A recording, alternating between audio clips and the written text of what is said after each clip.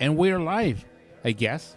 Are we live? No, we're not live. Well, actually, we are, because I got a Starlink dish on outside. Thanks for tuning in.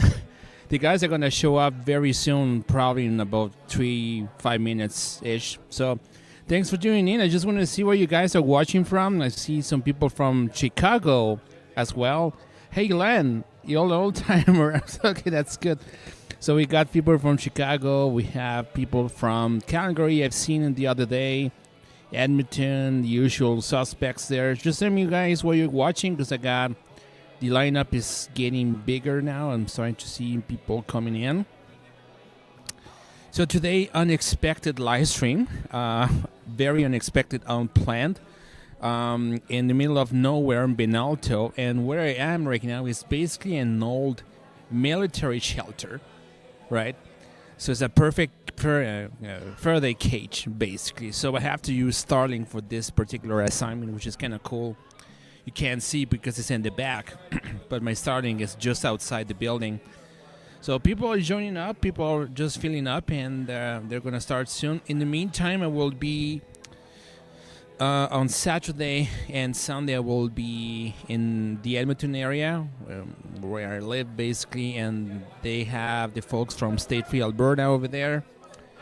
Mitchell Vassar will be in Edmonton on Saturday and Sunday as well in Morinville, which is 20 miles up in north from Edmonton. So I'll be live streaming both events. That will be fantastic to see. But yeah, sorry for the ticking and everything. It's just that I'm scheduled for 7, and I'm firing out the live stream at 7. If they are not ready at 7, well, it's not my problem at this point. I do my own diligence. I get my stuff ready for 7, and that's where the live stream usually starts. So I can't get then my name, just the robber. Okay, thanks. I know. That's good. So just tell me on the chat where you guys are watching from. I'm just going to see. I'm going to pop up there. I've seen some Chicago. I've seen some Red Deer. I've seen some Edmonton, Calgary as well. Alberta first. Let's go over here. That's awesome. So let's see. Oh, Calgary. I knew we would have some other people from Calgary. Jason Levine, by the way, has an event in Calgary today. Another town hall like this one, like the one he had in Calgary, in Red Deer the other day. Amazing show. Want to go there? It's amazing. They have Angela Tabak, Tanya Clemens, Marty up north. Ready? Okay. Okay, just gonna start soon. Oh, you taped it on. Of course, I taped it on. Good evening, ladies and gentlemen. We'll get started here. Hopefully, more people join us, but we'll get started now. Most of you know me. I'm Shane Meikle, and I've been going around with the tour all over the province. This is my 3rd night this week, and I got one more night this week next, and then we're up into the North Country for the next couple of weeks. So before we get started, I'll just go over the emergency exits are to the side and to the back, and make sure your seatbelt is buckled. And I feel every time I do that, I feel like I'm a flight attendant. The bathrooms are back through the second door. You'll see the bathrooms on both sides. You choose which one you want. I'm not going to tell you which one.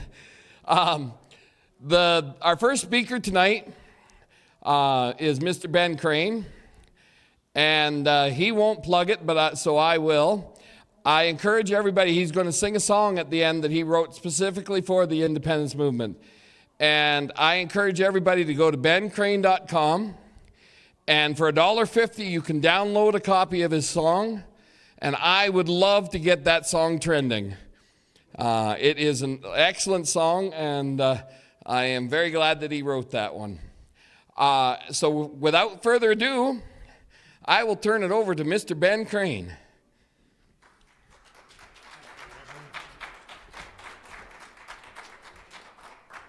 Oh, thank you so much.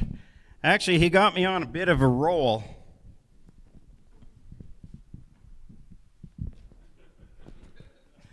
And I started writing another song, so I've been working on recording that today, and it's a little bit of fun on that one.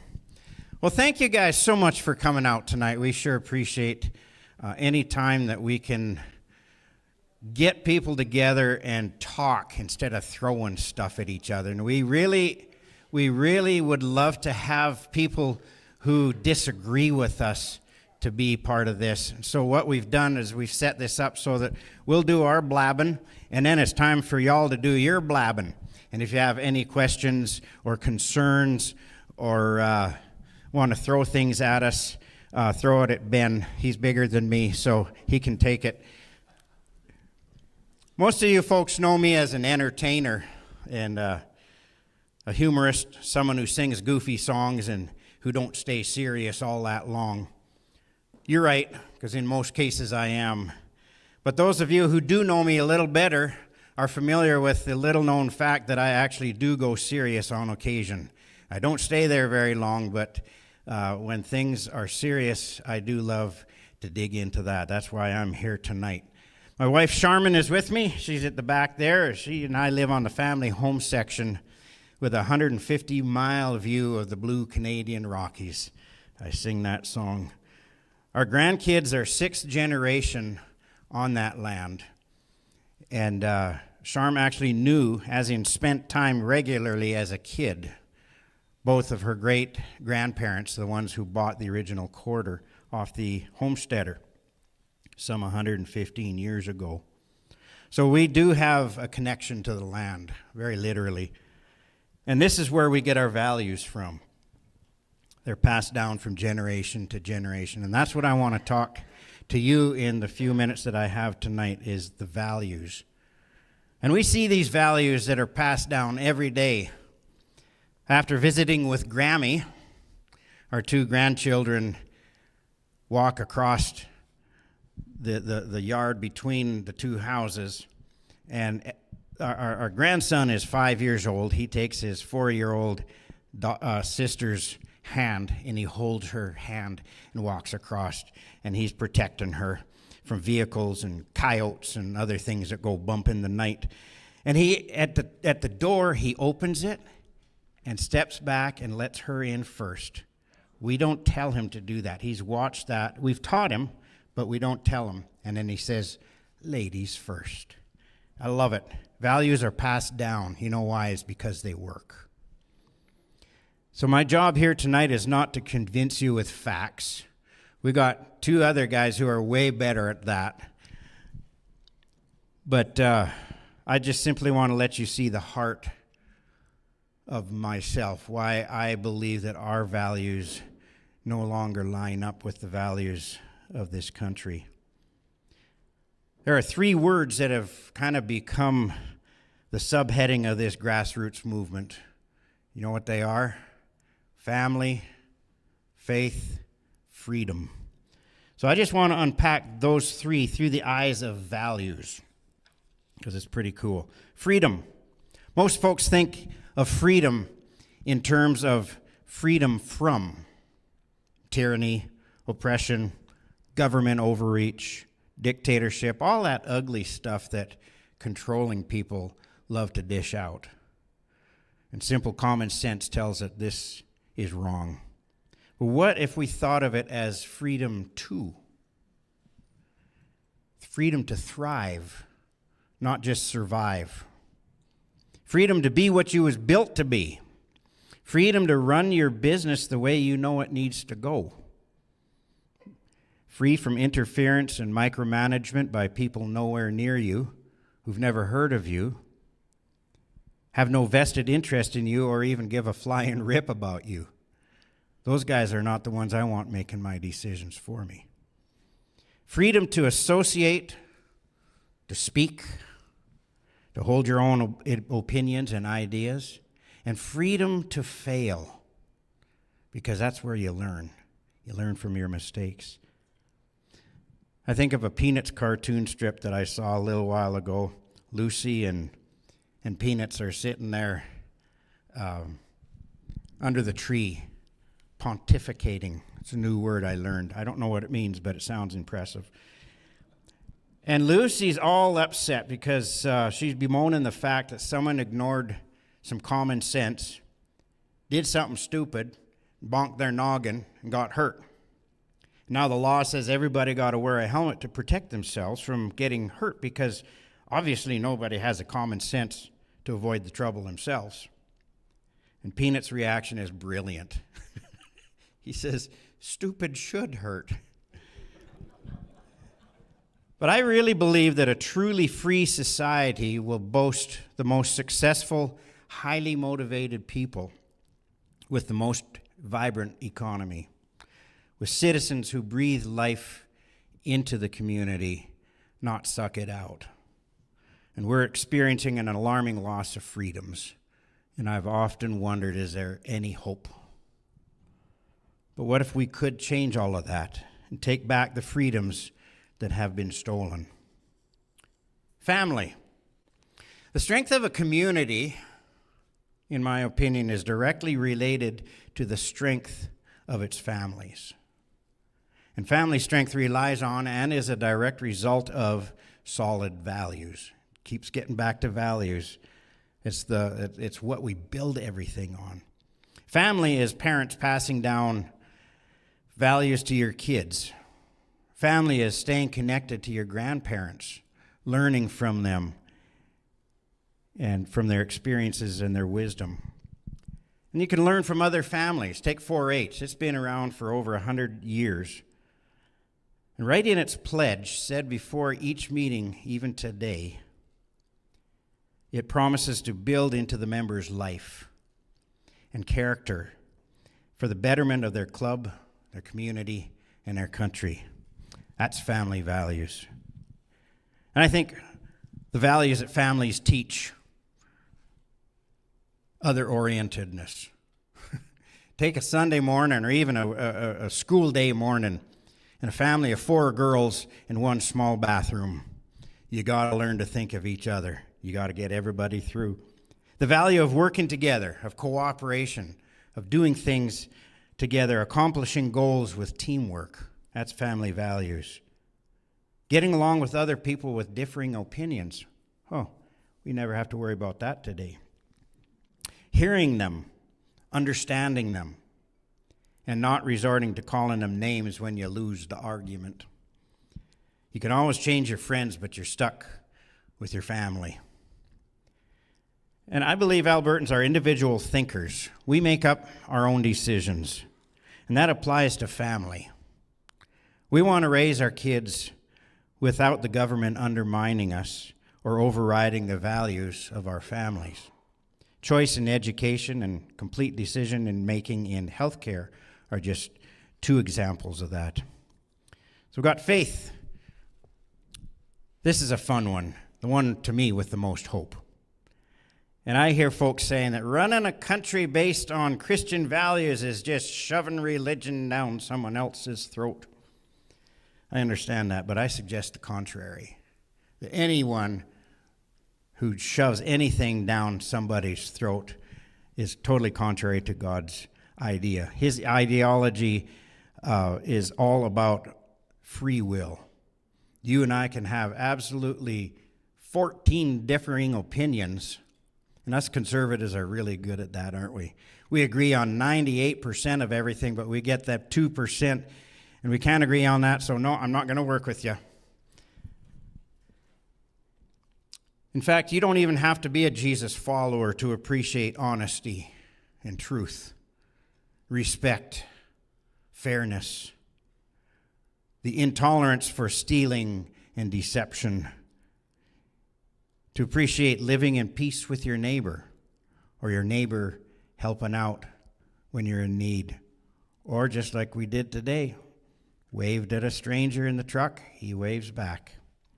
These are all Judeo-Christian values that our society actually has been based on right since its inception. And they benefit absolutely everybody. But if you're a Christian here tonight, I will say this to you guys. And for those of you who aren't, don't sweat it. Just tune me out for a minute. But I will let you in on a little bit of a spoiler alert here, because what I'm about to talk about for a second has huge benefits to everybody. It's a win-win no matter what way you slice it. So back to the Christian for a minute. Do you fully understand the impact that your personal faith has on your country? That's something to sink in for a minute, because God himself says, if my people who are called by my name will do 3 things. Humble themselves. That's a tough one right there. Seek my face and pray. And turn from all the crap that you're packing that don't line up with me. That could be something just as simple as being an angry person. If you turn away from those, do those 3 things, he says, I will promise, I will hear, I will forgive. Woo-hoo. And then he said this, I will heal your land. Can you imagine what the new country of Alberta could look like based on this? The cool thing is that all of this would positively benefit even the most hardened atheist. So it benefits us all. I love that. Because how you handle your faith will impact your country. So faith, and family, and freedom. These are all values that have been time-tested and proven for eons. Entire countries have been formed on this. Now about our country. I've heard the nostalgic concerns bemoaning the breakup of a country, and I get it. No divorce is pretty. But folks, this country is already broke. Alberta is on the outside right from the outset. I'm learning this, hanging with these guys who come up with they've learned the history of Alberta, stuff that I hadn't heard before. And Alberta is on the outside right from the outset, 1905, on purpose and with intent. And change, honestly, is literally impossible. Doing nothing now has become the greater risk. That's why I'm here tonight. We're not the ones leaving, folks. The rest of the country has veered sharply off into foreign waters. No pun intended, but maybe it was. Because while we hold these time-proven values, the very leaders of our country have increasingly trampled on them, flaunting their disdain of them by the conflicts of interest, massive personal gain, destructive, overreaching laws, putting the values of criminals ahead of law-abiding citizens, scandal after scandal, we could go on. But all of this with an increased Teflon. How many times have we thought that? Nothing sticks to these guys. Where the law sides with them and offers us absolutely no protection from the corruption. This, ladies and gentlemen, is why I believe we need to leave. That Canada that we fondly remember, I believe, is actually closest resembled to by Alberta. And we have one chance, a rare and precious gift that's been handed to us to reestablish those same time-honored values into a new constitution, a new country, and a new future. And I've learned that the only way to accurately predict your future, you can do it, is to write it. So here's our only chance, folks. Let's grab a pen and start writing.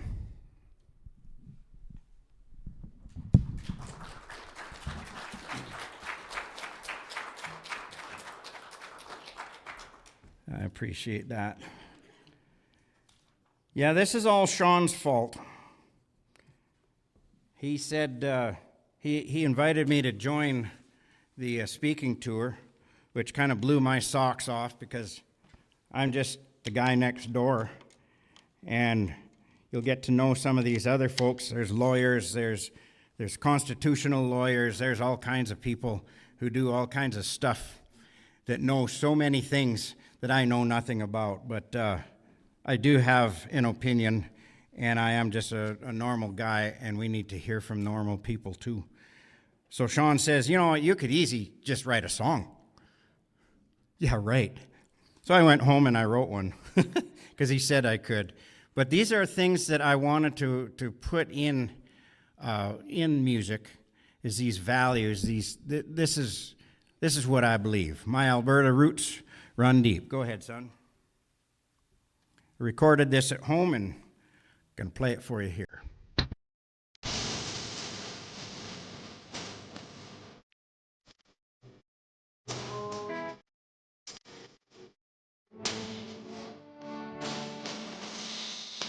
The only life I know goes back 100 years, steeped in deep tradition, sweat and blood and tears.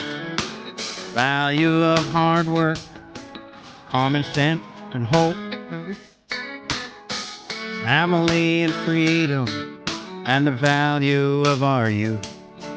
So what makes me wanna hold on to what I know is right, and in the face of opposition, stand my ground and fight. My Alberta,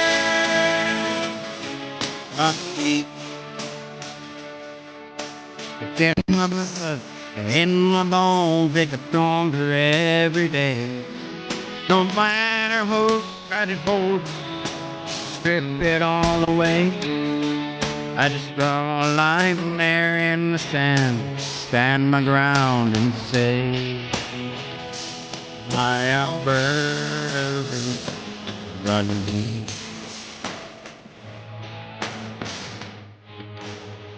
She's pretty rowdy in here.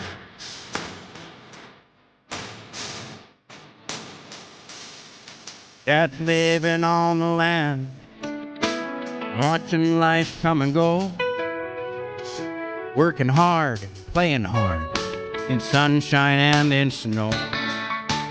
We don't really ask for much, 'cause we know that God provides, and has given us all the things we need to enjoy this life and thrive. Makes us wanna hold on to what we know is right, and in the face of opposition, stand the ground and fight. Our Alberta, run deep in our blood, in our bones, it gets stronger every day. When somebody tries to move in, take it all away. We just draw a line there in the sand, stand our ground and say, my Alberta roots, you can't hide it, baby, fine. I made us who we are today, and when life is good, it's no run away.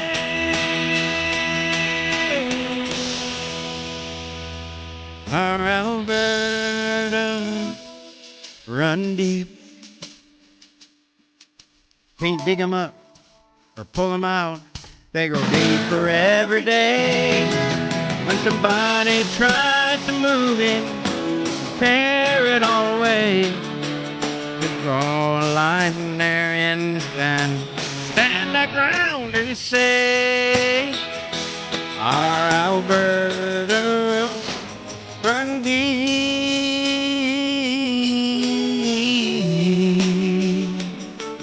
run deep.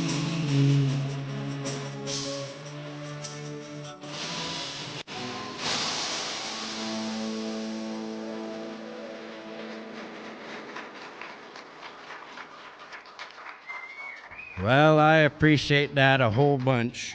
That's just fine. I don't know who's up next. Ben? Okay. Just hang on.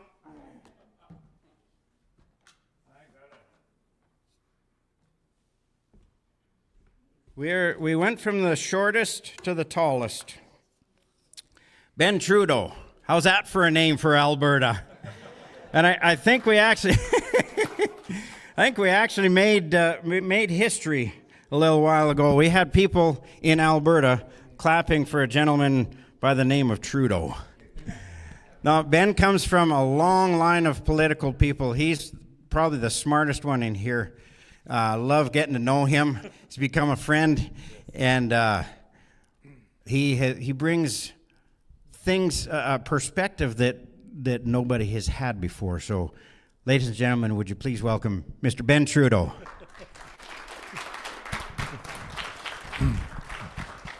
Last meeting we did together, he hugged me on the way out. This is the first time in my life that I'm hugging a Trudeau. Yeah. Yes, well, welcome. Yes, I'm related. First cousin, 13th generation down. So It's almost like a party trick to relate me to him. But my ancestor came out of Trudeau. Trudeau, by the way, it's a Canadian name. It's a name that was carved in Canada because the first Trudeau, Étienne Trudeau, was with a T instead of a D. Came from a plush family in La Rochelle, France. He was a contractor hired by the king to build Old Montreal in He landed up in 1652. And at the time, the king was sending some nice girl to get married, emptying out some jail in Paris. And he met his wife like that, and he didn't want his family to know that he basically married a girl of not very good background. So he changed his name from Trudeau to Trudeau. So and they had 6 boys, 5 girls, and the infamous one are from the oldest boy. I'm from the second one, descendant, and the third one was his son was the first mayor of New Orleans. So which brought us to the real history of our country and how Canada happened to be and what it was before the English came in and defeated the French on the Plains of Abraham on September 13, 1759.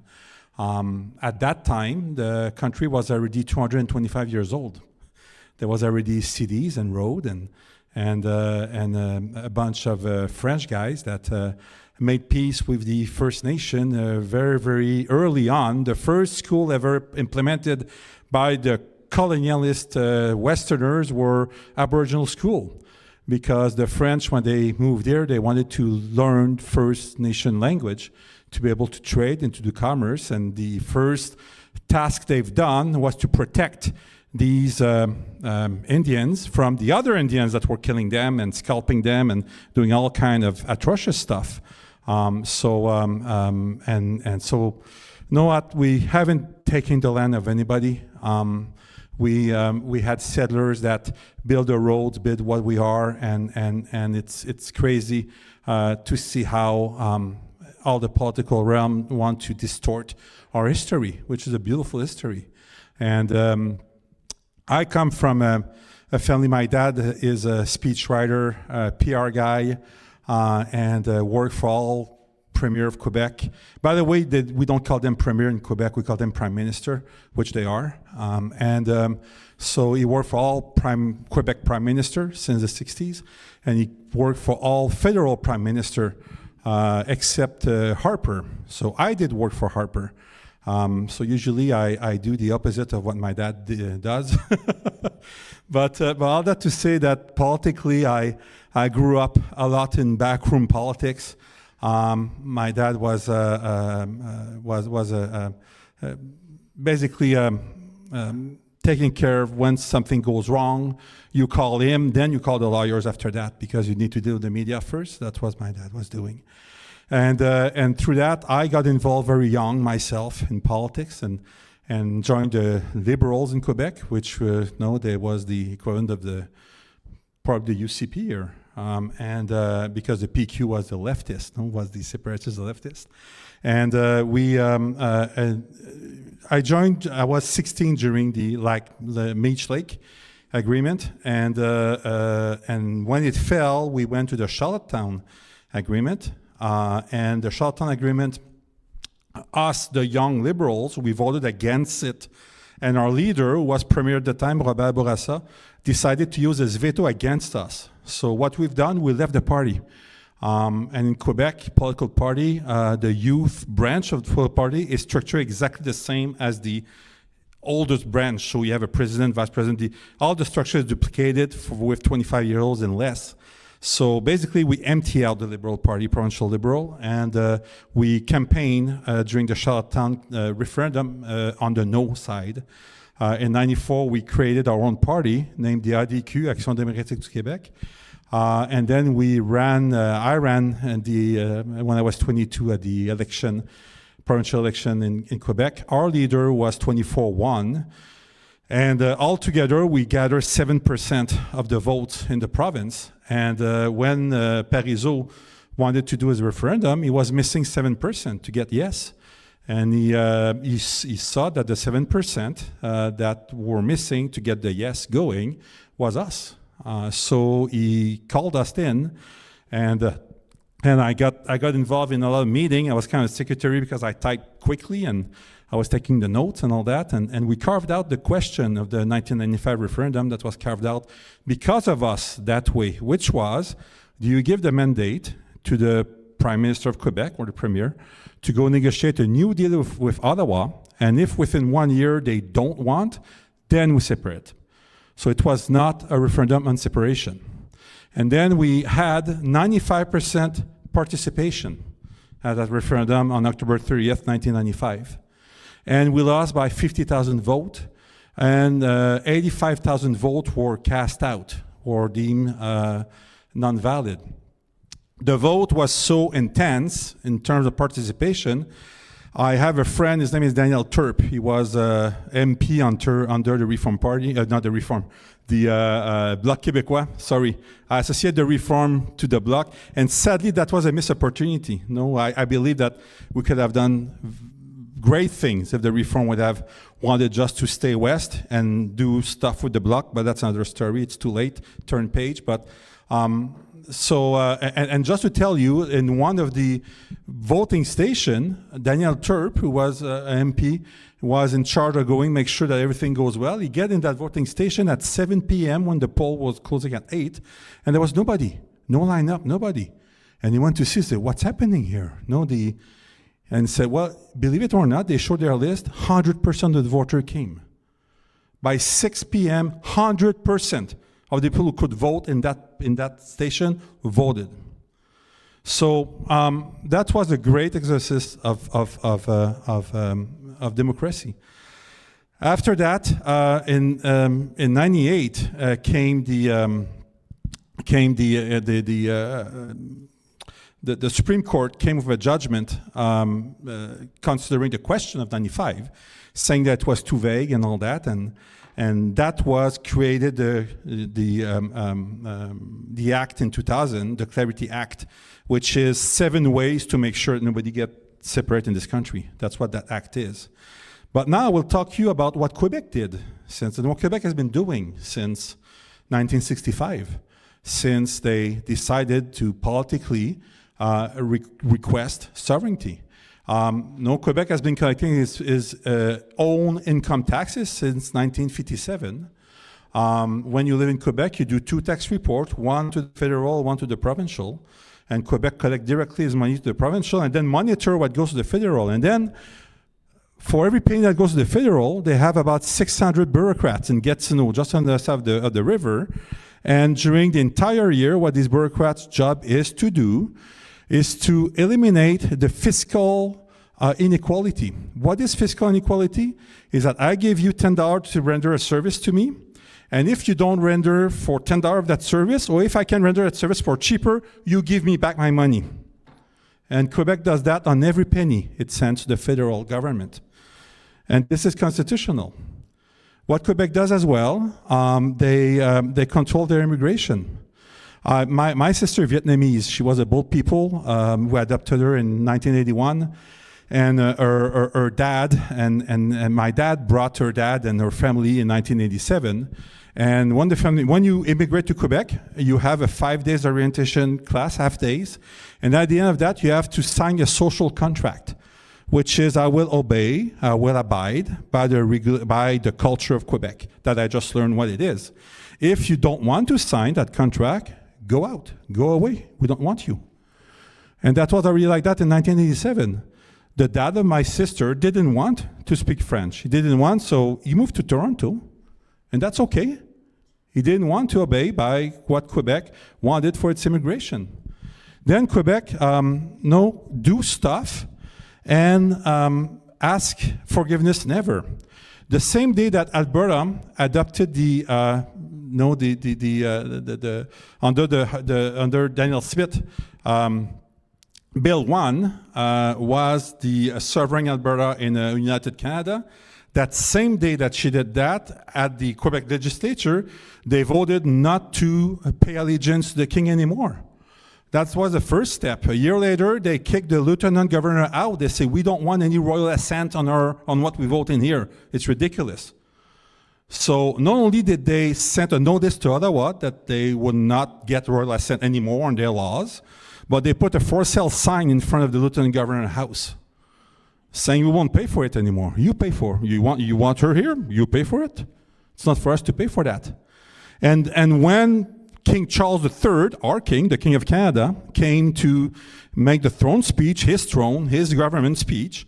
At that same moment, the Quebec legislature gathered together and they voted again to kick out everything connected to the crown, and they served in person what they just voted like 15 minutes before to the king on his way out of the parliament, saying thank you, no thanks. And this is by the way not constitutional. And what did Ottawa did? Nothing. You know why? Because they cannot do nothing. So my message to Albertan is that a separation is not necessary. We can be sovereign under the constitution that we have right now.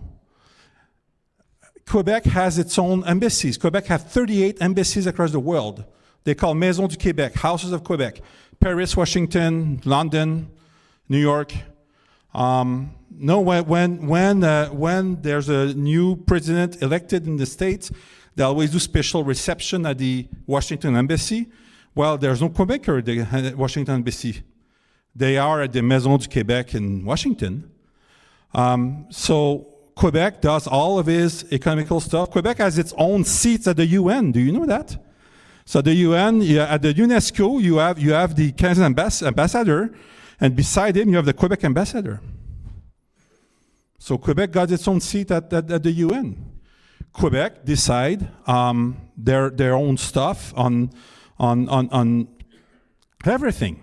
And when Ottawa is not happy with it, they can sue.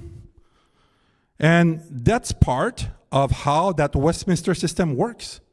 You know that Quebec passed a law in 1979, Bill 101, to protect French in Quebec. That law has been challenged by the Supreme Court 4 times so far. It's been on for about 50 years, and each time Quebec lost.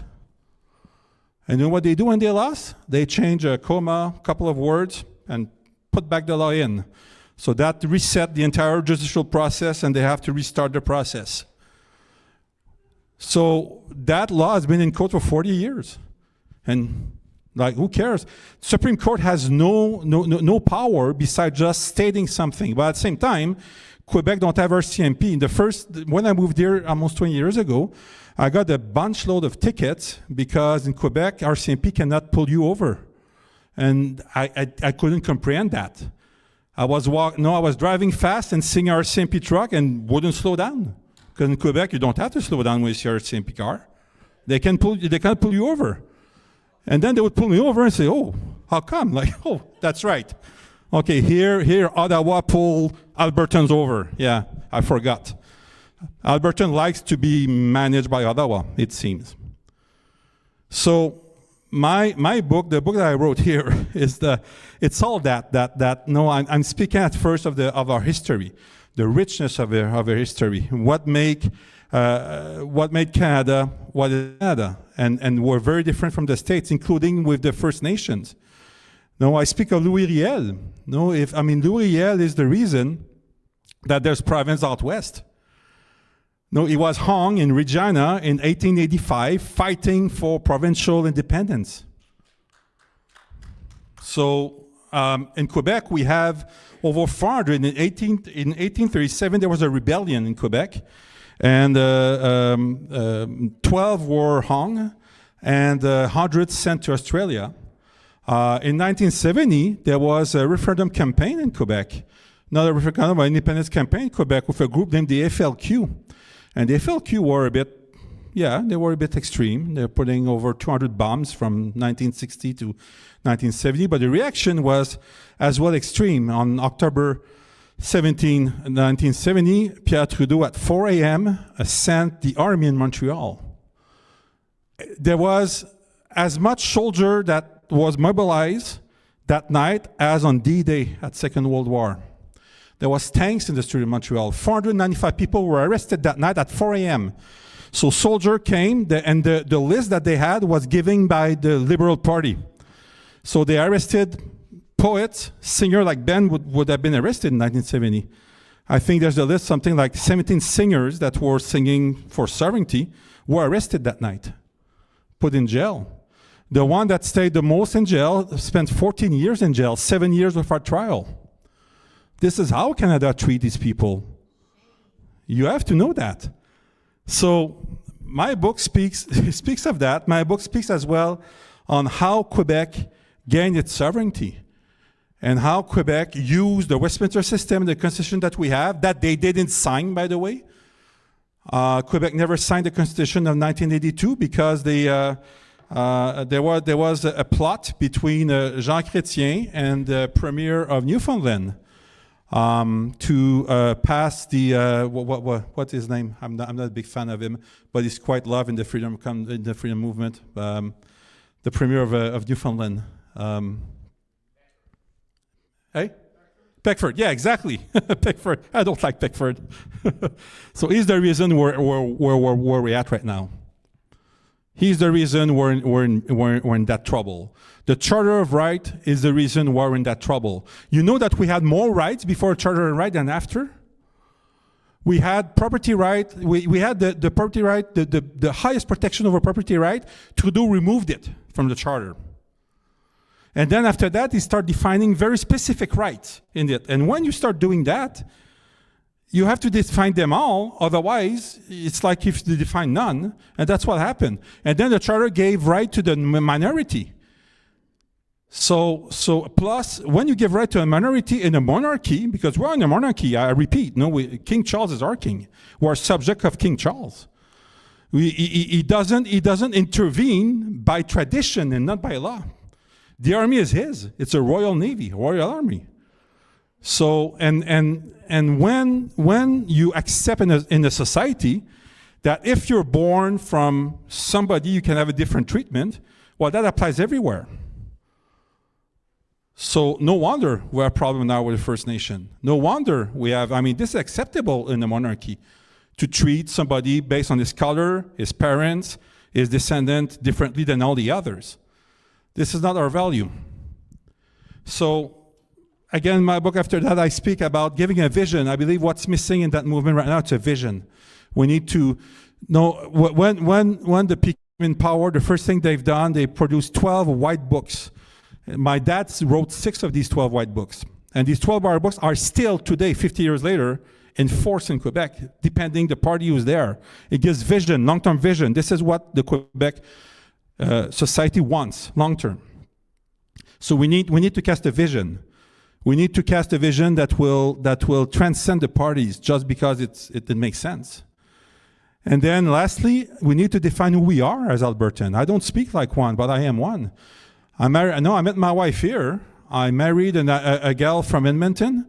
We have 4 kids. One of my son is sitting in the back at the book table. Our oldest daughter lives in Gibbons.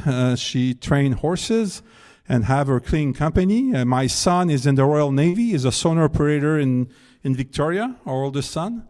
And then we have 2 younger ones, Alex sitting in the back, who's 13, and Joel, his brother, who's 11. I'm Albertan. They're all born at the Grey Nuns Hospital in Edmonton, and my for sure, as I often say, they won't fly me back when I die, to bury me in Quebec. That won't happen. So we need to define what is an Albertan. And in that book I took time to think, what makes an Albertan an Albertan? And I came with 8 heartstrings of Albertan, 8 things that makes Albertan Albertan. And I believe that if we really look for establishing a society that is different, that represent us in this province, we need to define that. We need, when we have immigration, to specify that the same way Quebec does, and we need to act on it. So my message today is that, yes, I'm super happy of the process that's going right now, of the signature, that referendum. We need that. It opens conversation. But what I'm telling you is that we don't need it. We need a majority government that has the courage to do what Quebec does. Simply. and then everything will change. There's nothing that a separation will give us more right now in the short term than just to assert our rights under the Westminster system and under that constitution. Nothing. In fact, it would be faster to assert that with the right government in place. So that's my message. And so my book, it's $20 all in if you want to take a copy to read it. And thank you for having me tonight.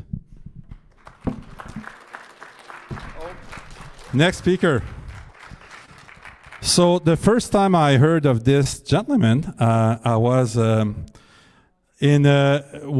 Kenny flip-flop on the vaccine, I joined a group named TBA. And during that process, Tim was quite active here, and he faces the UCP machine from the inside. And this is how I heard about him. This is how I knew about him. This is how I met him. So I have a high esteem for him and what he went through and the courage he had to assert his conviction. Thank you. Yeah.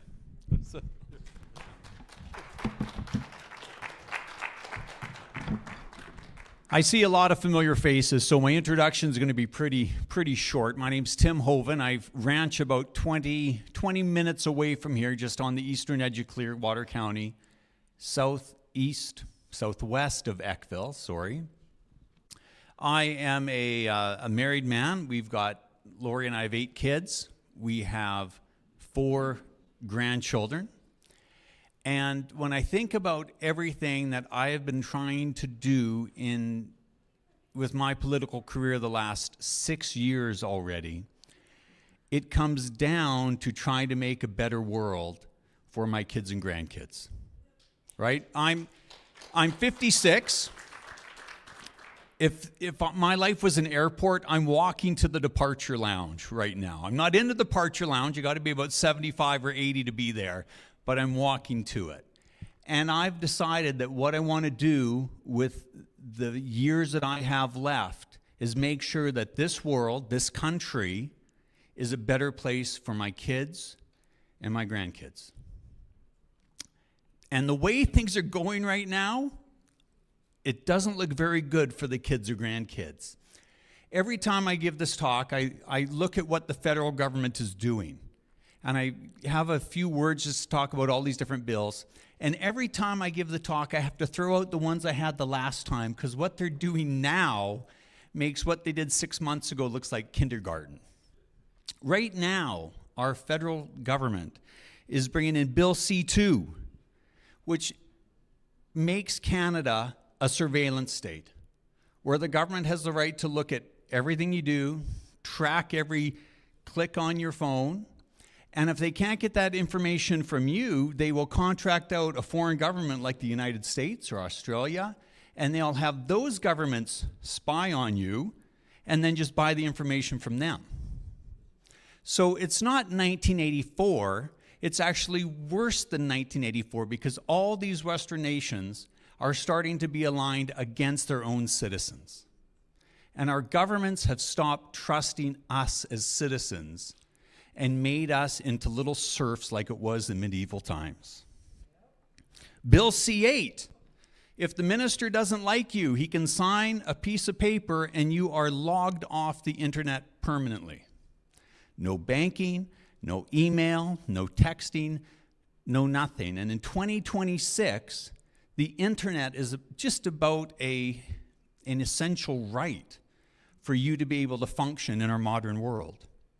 Bill C-9, they'll jail you for a meme. If you put a meme on Facebook and it offends somebody and they think your meme is full of hate, they can arrest you and put you in jail. This actually just passed yesterday, and the scary part is the NDP and the Bloc Québécois wanted to remove the religious provision for it, because there are some lines in the Bible that some people say are hateful towards certain groups. So the conservatives and liberals wanted to say, okay, those verses are exempt from this law, so the book of Leviticus would not be banned. But it was passed without those religious provisions. So as soon as someone has an idea that the Bible is a hateful book and they take it to court, the government, if they follow their law, might have to criminalize the Bible. Which is, it's unbelievable that we call ourselves a free country when we have limits on what we can think and say and do. The firearms law is coming down. Now, there's not much talk about it, and there really should be, because at the end of this month, there's a whole new list of firearms that are going to be illegal, that if you have them on March 30th, you're perfectly fine, but on April 1st, you're a criminal if you have them. And that's coming down. In Saskatchewan, the government made a law to exempt their citizens some way that it doesn't apply in Saskatchewan, but our conservative government here in Alberta has not done that. So once again, the federal government is taking away another right, another privilege. I shouldn't say privilege because it's not a privilege, it's a right.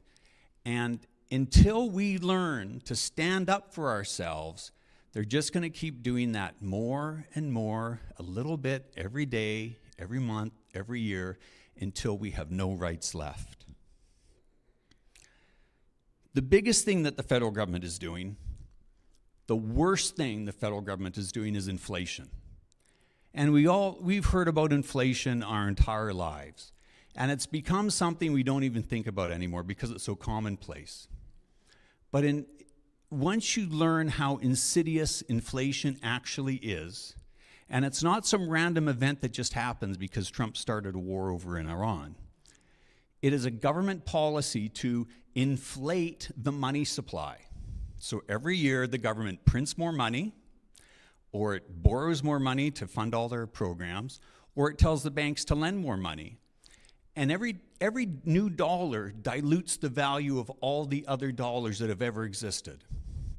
So if you had $100,000 in your bank account that you're saving for your retirement, my parents are 84 and 79. They've saved their whole life to have cash in the bank so they could retire on. They're both very ill. We've got caregivers hired. We have to pay them out of our own pocket, out of mom and dad's own pocket. But all that money they've worked their entire life for to retire on, because of the federal government policy, the value of that money is shrinking. And it's not just shrinking a little bit. Since 1962, I believe, the government has on average inflated the money supply by 8%. So if you had $100,000 in cash in your account on January 1st, 2024, on January 1st, 2025, you only had the value of that money, it still was $100,000, but the value of it was equivalent to $92,000. And then a year later, the value of that money drops to $84,000. And then a year later, January 1st, 2027, it drops to $77,000. So in 3 years, the value of your money has dropped 25%. When we think how much Canadians are taxed, we are out working our hands to the bone to survive, and then the government taxes that money from us so that we're working until about June 9th every year just to pay the taxes we owe our government. When you add on the inflation, that adds an extra 30 days that you're working every year just to cover the loss in value in your money. So Tax Freedom Day isn't June 9th. It's actually like July 15th once you factor in inflation.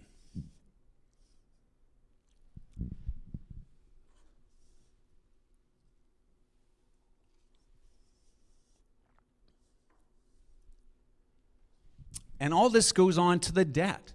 When the government borrows money or prints money to fund their programs, it just increases the debt. The average Canadian household, so average is 2 incomes nowadays, the average Canadian household pays about $68,000 in taxes. But the federal government spends about $120,000 per household. Now, this isn't the magic of socialism. This isn't somehow the government's such a great manager that it can double your money. That extra money is just money they borrowed. So it takes 2 families to fund our governments for the value you get out of it in a year.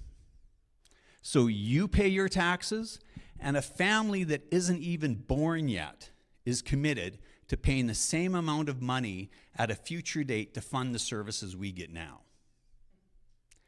And the interest on that, next year, the interest payment on the debt, Canada's total debt interest payment in 26-27 is $53.7 billion. $1 billion a week in interest, $147 million a day, or $1,700 in interest payments to pay for our poor health care, to pay for our deteriorating roads, to pay for our broken military, and it's only going to get worse. Why is it going to get worse? Because the government, the way the economy is, they can't stop spending the money. If they wanted to print less money, and they told the banks, don't lend out so much money, raise the interest rate so people don't want money, the economy would crash because there needs to be a certain amount of money circulating. If your interest payments doubled tomorrow, could you afford all your payments? No. So if the government just said, we're just going to have a balanced budget, so we're going to stop spending money, they'd have to lay off like 25 or 30% of the civil service, and the economy would crash because of the high unemployment. The train that the government has set up that's going down the track into the future is just set up that if they ever stop funding it, the whole thing crashes. So why would the government do this? Do they have a plan? Well, I think they do. If you go back to 1913, over 100 years ago, and had $1 Canadian, and you kept that $1 until now, that dollar would have the spending equivalent of 3 pennies now. That's how much the currency has collapsed in the last 113 years, excuse me. So we're at the tail end of this collapse, and we're thinking things are okay, whereas if you explain to someone, one of your ancestors in 1913, this is how bad it's going to get, they would go insane. They would go crazy. They would be so furious at the government for doing it to us, but because we're in the middle of it, we don't see it. We're literally that frog boiling in the water that doesn't know the water's getting hotter every single day. In the end, it comes down to everything the federal government is doing, even the provincial government. It's more control for them and less freedom for you. So what can we, as Albertans, as Canadians, do about it? Can we vote our way out of this? Can we vote a conservative government in to hopefully change things? Well, if you look at the way our MPs are allocated to each province across Canada, I have a slide here, but unfortunately I don't have a projector, so I can't show you. Oh, if you're online, you can see it. Sorry about you people here in the audience. Every seat in Alberta, it takes about 135,000 votes to have one MP. But if you were to move to the Maritimes, it's an average of 65,000 votes for one MP. So the fact that you're here in Alberta means that your vote is worth half as much as a voter in the Maritimes. Alberta has the highest number across the whole country. Our own MPs, when they negotiate, when they sit down at the table to figure out the new voting regulations and the size of the constituencies, they don't even stand up for you enough to say, let's at least be equal with Ontario. Let's be equal, that your vote is equal to someone in the Maritimes. They can't even do that. And we get the short end of the stick there, and as a result, all the votes are in Ontario, Quebec, the Maritimes, and we can just see the money flowing out of the western provinces to the east where they have more votes. Same thing with the Senate. Ontario, Quebec, and the Maritimes have disproportionate Senate seats compared to the West. And once again, as a result, more votes in the east, more money flows to the east. Every night when you go to sleep and you shut your eyes, you know that the future is going to come tomorrow. The sun is going to rise up. There's no stopping that. And the question we have to think about is, what kind of future do we want our children and grandchildren to be living in? Every day we get to choose if we want to have a different future or if we want to support the status quo. Are we happy with the way things are now, or are we ready to work to try to change it and make it better for future generations.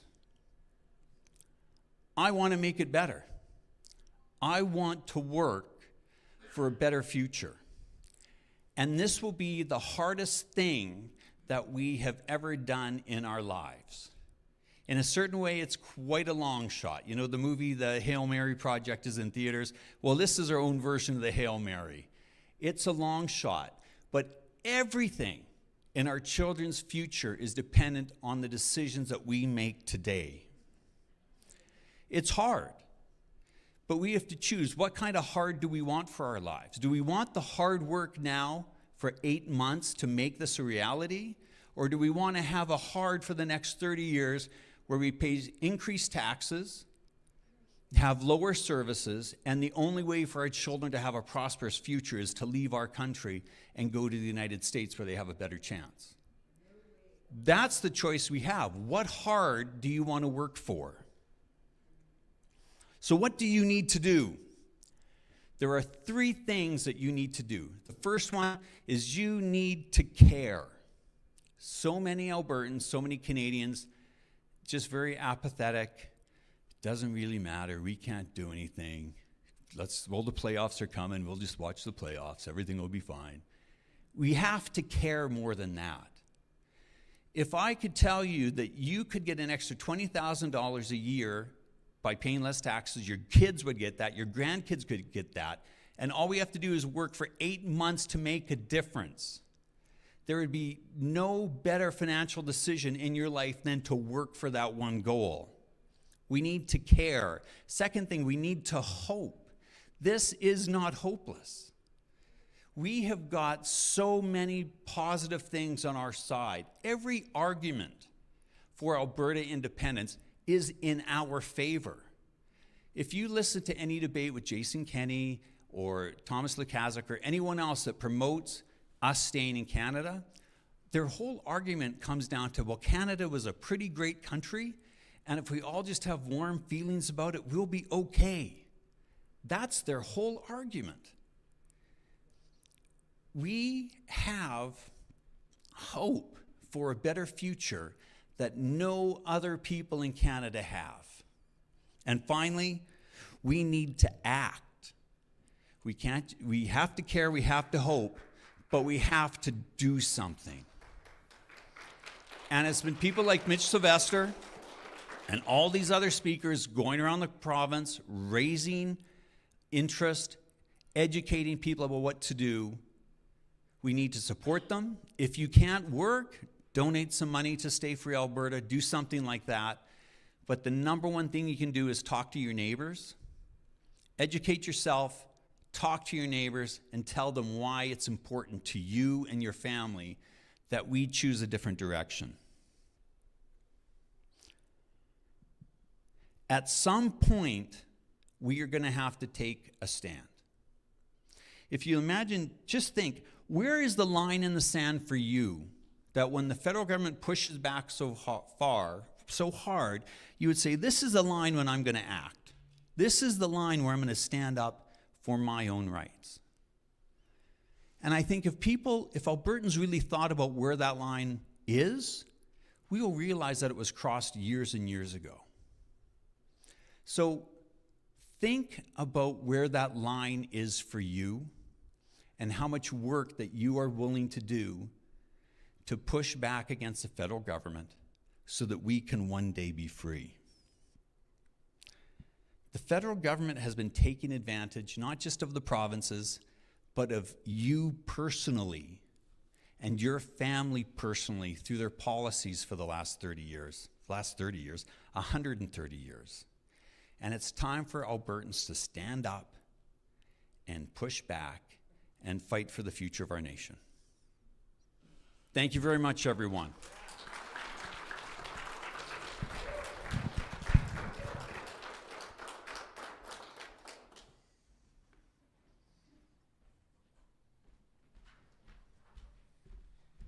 Okay, we're going to take about a 5-minute break while we get set up for the speakers. In that time, I've got 2 gentlemen that are going to come around and pass the donation bucket. He was talking about putting some money in. This is funded 100% by your donations. So if you're able to give, we appreciate that, and it helps us pay for the halls. Nobody's taking a salary from it. It's strictly to pay for expenses. So thank you. And if you're in the all-in audience, just don't forget the super chat. That really helps. And the transfers.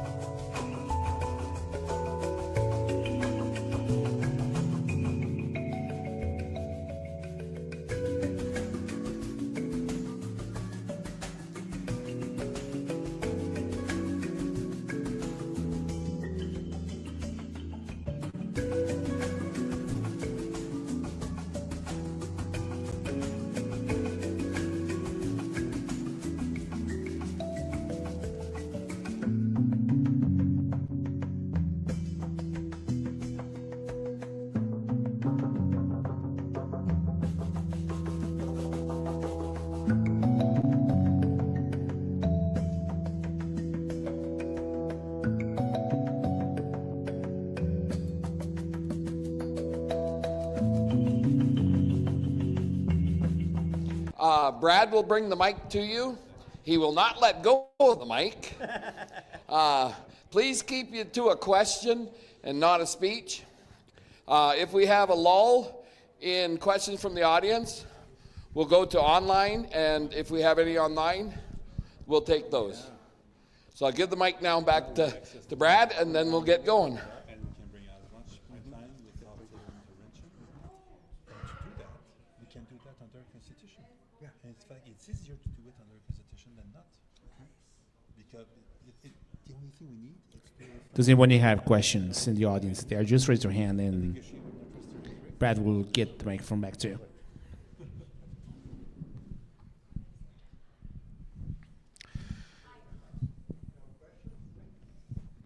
Oh, now we're in trouble. Cut the live feed. Okay, my question is for Ben. I personally think the Westminster system is as rotten as it can be. And I think the only reason that Quebec gets all these special treatment is because they're the Laurentian lights from they're with history. You know, they're the queen, king, everything fine. But I don't see for 1 minute how we can play that card and make it work. So explain to me how you think that can work here in Alberta. Because first of all, if we don't separate, if we don't have a good mandate, there's no elected government that's going to have the balls to stand up to the federal parties at all. They all take their money and they're also worshiping them. I don't see any reality in it, so help me out with that. Sure. We're under the same constitution. That's the reality of things. And that gives us the same right as Quebec does. And as for, I was telling Tim just earlier, I never heard so much about the federal government than since I moved here 20 years ago. In Quebec, otherwise, 2-hour drive from Montreal, we don't know what happened in Montreal. We don't care. No, we do our stuff. And we do our stuff using the Westminster system to our advantage and using the Constitution to our advantage. So we tried to separate twice, and it didn't work. And the last time we lost like by 15,000 votes, there was 5 million votes casted.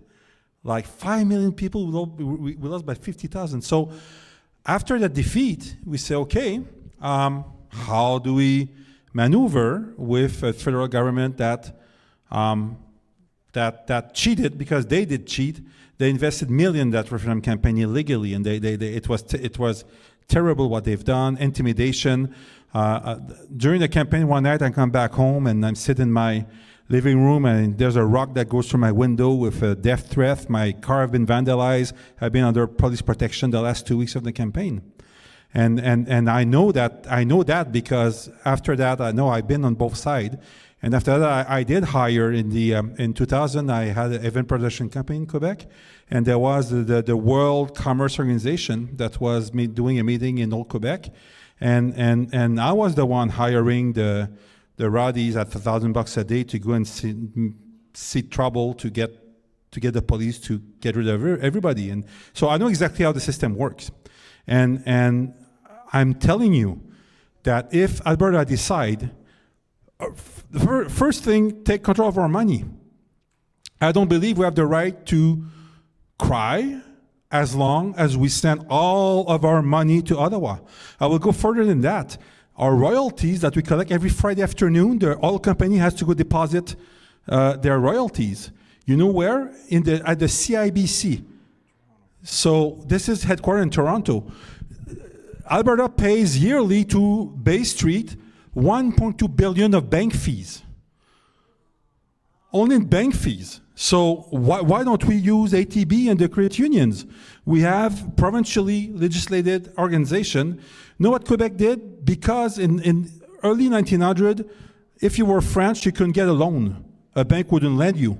So what they've done, they create their own bank. They create a credit union. It's called Desjardins. And Desjardins today, out of 9 million Quebecers, 7.8 million Quebecers have an account at Desjardins. And Desjardins has for $600 billion of assets owned by the Quebecers. So what that mean? That means that when they do a move, even like tomorrow morning, the Canadian dollar totally collapse, they don't care, because what Desjardins has to do is to artificially create their own their own money. They just say to you, you know what, the $100 you have in Canadian dollar is now $100 in Desjardins dollar, and because everybody in the province is member, you can keep on put your gas, go to the grocery store without any change. And then in terms of retirement fund, no, the Quebec decided not to cope into the CPP in 1965 when it was created. They created the Caisse de dépôt placement du Québec. And what they did that was brilliant at the time, they created two organizations, the Caisse de dépôt, and then they created a fund as well, where it's about 10 billion right now, which is the sandbox of the politician. So Quebecers know what politicians are, so it's okay. We have the Caisse de dépôt, which is a serious. You don't touch this one because it's our retirement. But here, touch the other one there, which is the SGE, Société Générale de Financement. And when you're a politician in Quebec, you have that slush fund of 10 billion, to give to to do stuff, and nobody knows that it's strictly political. So much that in 1999, 2000. When Videotron, which is a cable network, that the largest cable network in Quebec, they made a deal with Rogers in Toronto. Well, for Quebec, Rogers, this is foreign intervention. No, if you're for Toronto, you're foreign. So we said, well, we cannot let an Ontarian company take over our asset here. So the government stepped in and blocked the transaction, and it's a Quebec company that bought that. So, and all that, by the way, it's just a question of attitude. It's not a question of wondering. So go back to the basic of your question. The first thing we need to do is to have like the balls for Brian Jean to sign a paper tomorrow morning to say to the deputy minister, you shut down that account at the CIBC. Number one, that money stays at ATB and all these other credit unions, split them by percentage of size of credit union. That's the first thing to do. Start controlling your money. Secondly, control our taxes.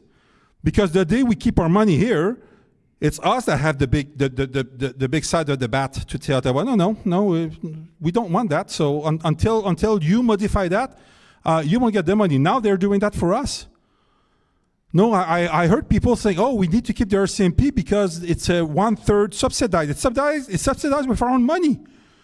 Like it's like in a couple, if the husband go to work and his wife manage the money.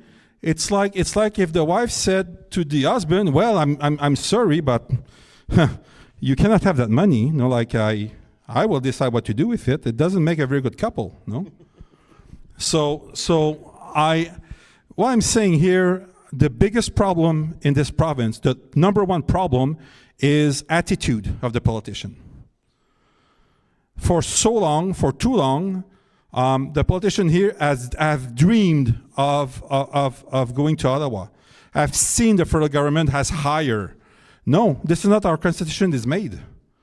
Our constitution is made that we control our health care, 100% of our health care. Ottawa has no say on it if we decide to. You know what? Right now, there's Albertans that go and get surgeries in Quebec.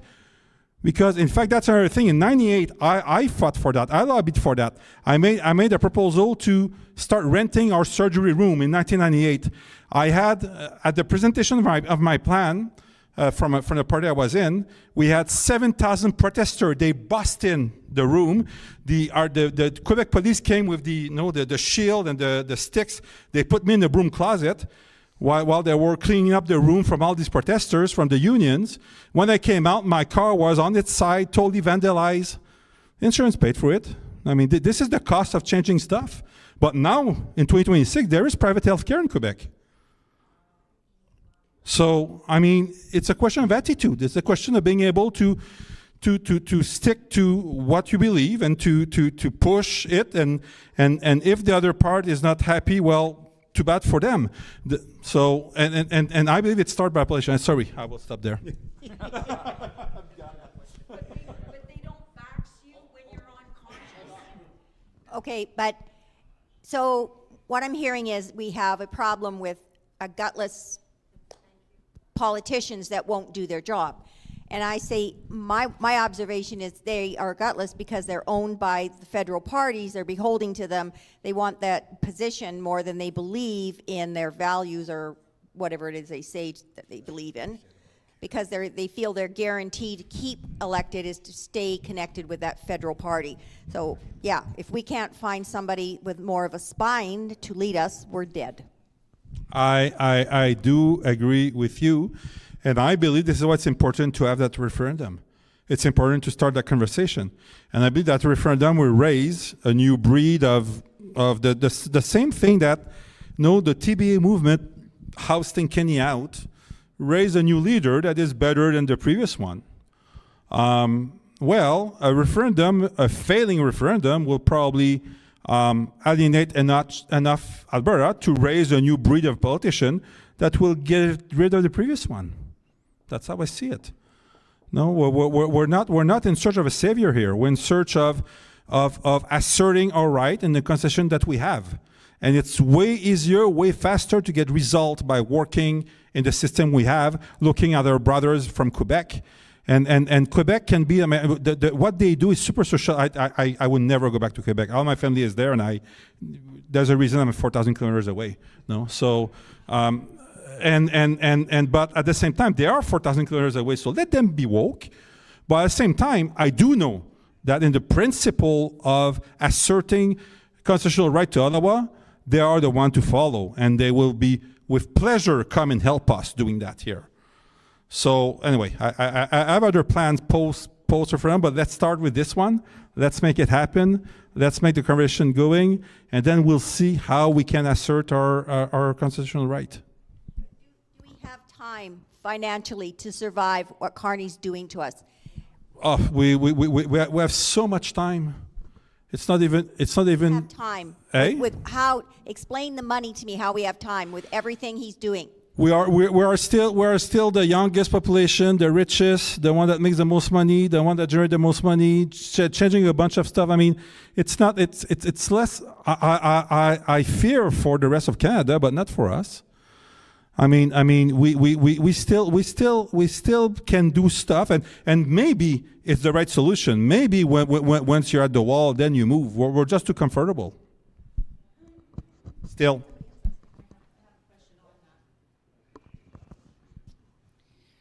So I listened here about 2 years into Justin Trudeau's reign, and the Fraser Institute had indicated that at the spending rate that they were going, what would happen if Canada cannot make their interest payment in a given year, and that would automatically mean that our Canada would no longer be sovereign and we would revert to the World Bank, is what he said.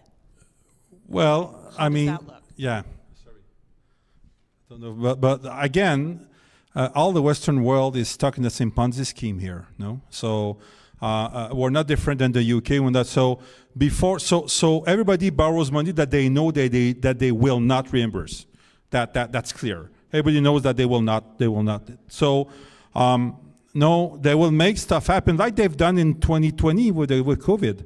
They will keep on make stuff happen to justify their bad behavior and to hide their bad behavior. That's why they're pushing on Iran. That's why they push on Ukraine and all that. So my fear is not at all for Canada to default on his, because the day Canada default on his stuff, the UK will default at the same time, France will default, Spain will default. There will be so much that will default at the same time that they will just make the system collapse or find a reason just to justify the collapse and restart something new. The second thing is that we don't have any loan from the World Bank in Canada.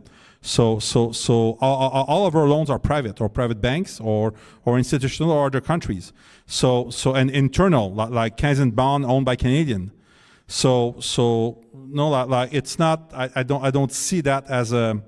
I believe the day that Canada will fall, the entire system will fall at the same time, and they will have to find a new Ponzi scheme to start.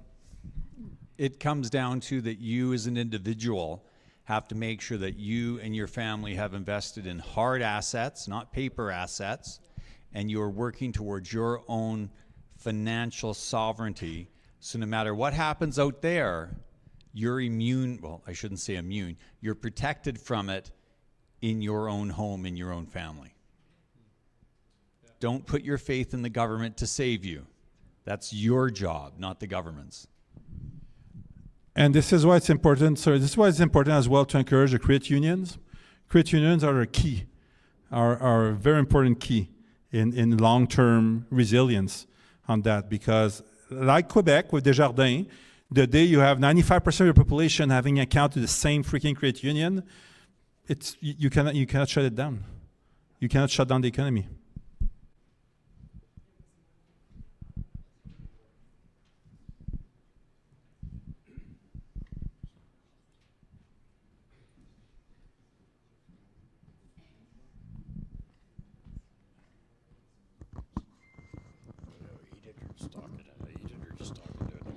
I understand that ATB, their head office is in Toronto, and they were one of the first banks to confiscate the truckers' accounts there when they had the convoy, where the credit unions, their offices are all right here in Alberta. So when they close that account at the CIBC, maybe they should close the one at ATB as well, because I don't think they're any more honest than your average mafia. Okay, yeah. Well, I can't. Okay, ATB first, their head office is not in Toronto, it's the Alberta Treasurer Branch. So the Minister of Finance is the boss of ATB. The problem with ATB is that there were scandals in the 80s, and the good conservative decided to totally separate themselves and create that black box. The same thing they've done with AHS. You know, what they created that black box to control stuff. They've done that with ATB, and they let ATB run their show. And you're right, ATB is the institution that sees the most bank account in this country with the truckers. But at the same time, it's our treasurer branch. So again, it's a question of having people with balls there and a minister that say, this is the Alberta Treasurer Branch. So you will do what Alberta Treasurer wants to do, and to change the board of ATB, and it is our bank, no. So it's for us to take decision. Like I even heard when you're elected MLA, our MLAs don't even have the right to have bank accounts at ATB to avoid a perception of conflict of interest. Well, like shut it up. Like this is ridiculous, no? So we have to stop playing the game of trying to be all pure and all that, and just put our foot down as a government to say, no, what I in 2006 under our first upper government, I was boss of Canada Economic Development for the region of Quebec. I was disbursing 4.5 billion of grants in Quebec per year. Okay, and I can tell you that it was very obvious that a lot of our choice were politics. And people know it's a relationship that we need to know. And this is what I like for Quebec. It's kind of upfront. Like I'm a politician, I need something to play in my sandbox. Well, you have the Investissement Québec now that's run, and at the federal level you have the CEDA, Canada Economic Development. So play with what you have, and when people hear that deal has been made by CEDA or Investissement Québec, they know it's politics. But while you let the politician plays with these envelopes that you give them, well, then you can protect the rest. No, and so it's the same with ATB.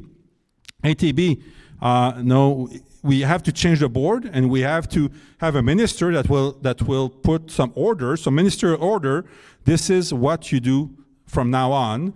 This is where you invest. Like La Caisse des Dépôts in Quebec for the pension fund.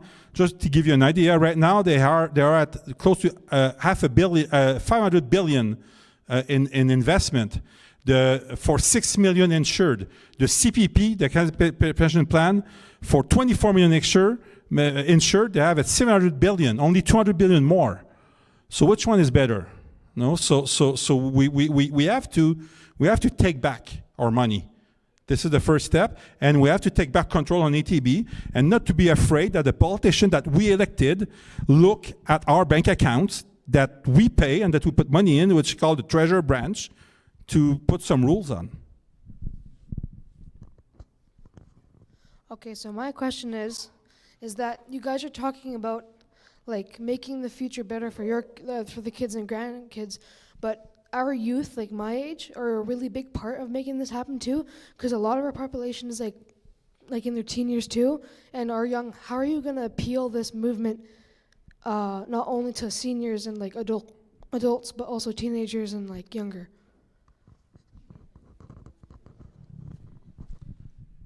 I have 8 children from the age of 15 up to 30. They are all very passionate Alberta independent supporters. Maybe I've indoctrinated them over the years. I think the number one thing that we need to do is we need to engage our young men. I firmly believe that the number one thing that men need, I'm not trying to be misogynist by excluding women, I'm going to talk about men because I'm a man and I've experienced with the way men think. Men need a mission. If you can get young men to buy into the mission, they will work for it like nothing else exists on the planet. And that has to be a key for this independence movement. We need to define the mission, we need to dream about that mission, and we need to make it relatable to young men. And it's actually quite easy because the country is on fire and it's heading towards a disaster. To save yourself and to save your future family, join the mission. And that is one thing we definitely need to do, and we need to do it better. Yeah, and You said it all. Yeah. well, I pray as well for a change of heart or change of from our churches. Like that subject transcend the parties. It's not a political subject. Like I'm not asking you to vote for the UCP or for the NDP. This is the future of our province for all of us. Last vote was 50-50. So I pray that there are some churches that will wake up and take their youth group, like the one you're going yourself every Tuesday, and start doing other stuff that just like playing games and preaching the word for sure. But I believe that we need to let go that kind of separation between church and politics, mainly on subjects that transcend parties. And I long to see youth pastors engaging their youth in subjects that concern their future after they gave their preach instead of playing ball.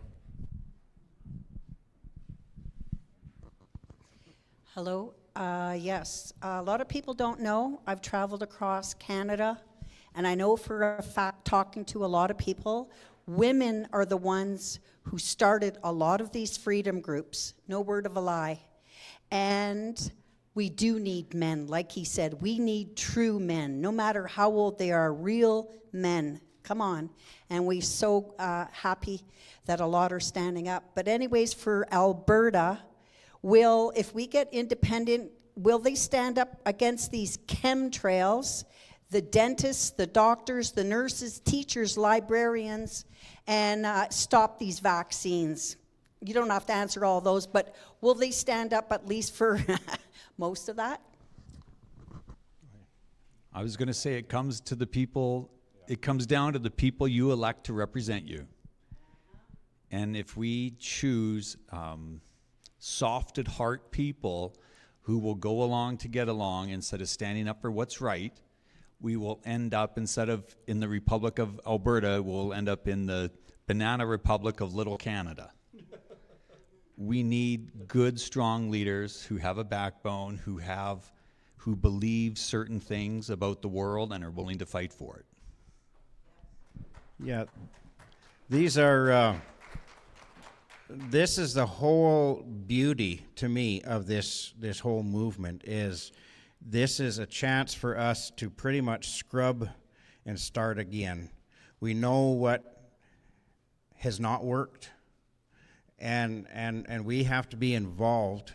And they have people working on ideas right now as we speak. There are people that are working out prototypes, giving up ideas of what the new constitution, what the new government, what the new country will look like. It's being worked on, and the ideas that I'm hearing are that they want to open it up to having town halls like this, where you have a chance to say, this is what's important to me. You have a chance to say, this is what's important to me. And there will be disagreements. Life is that way.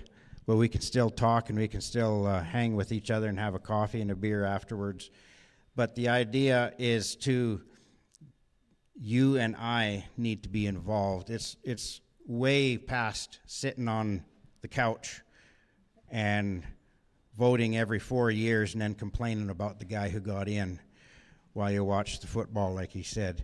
You know, we've got to get off our butts and get out and be involved and take an active, very active role in deciding this stuff. I took off from Ontario 5 years ago after my mom passed.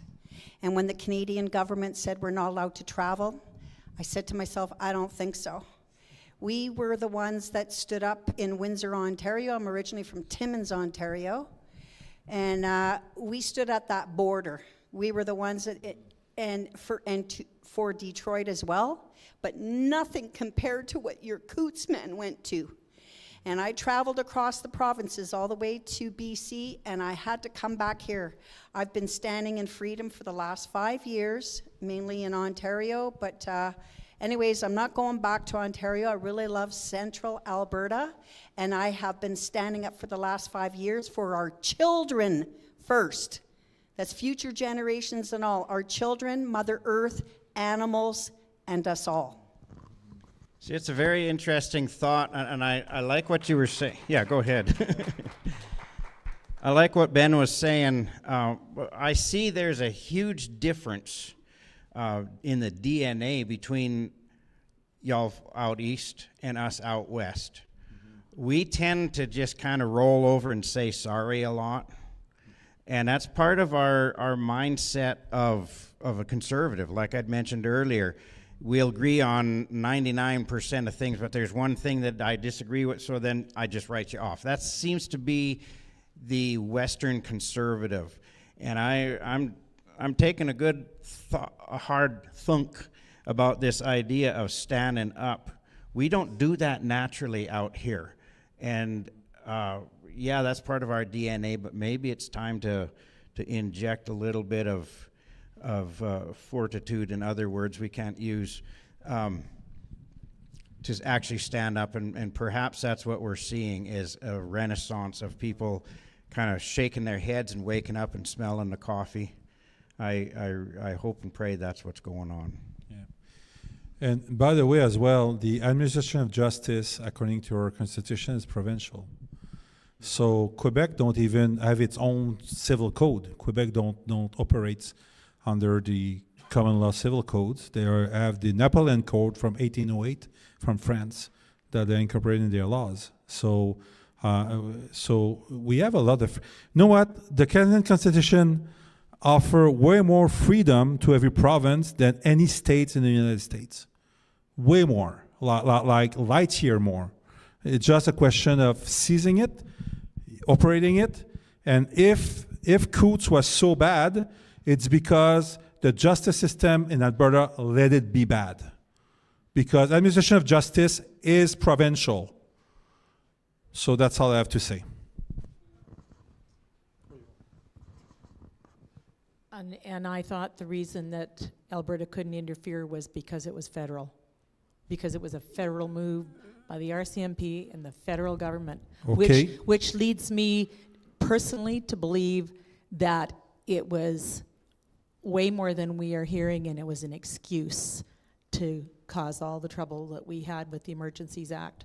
They used Alberta to do what they did. Of course, the plan was repeated from 1970 with the other Trudeau.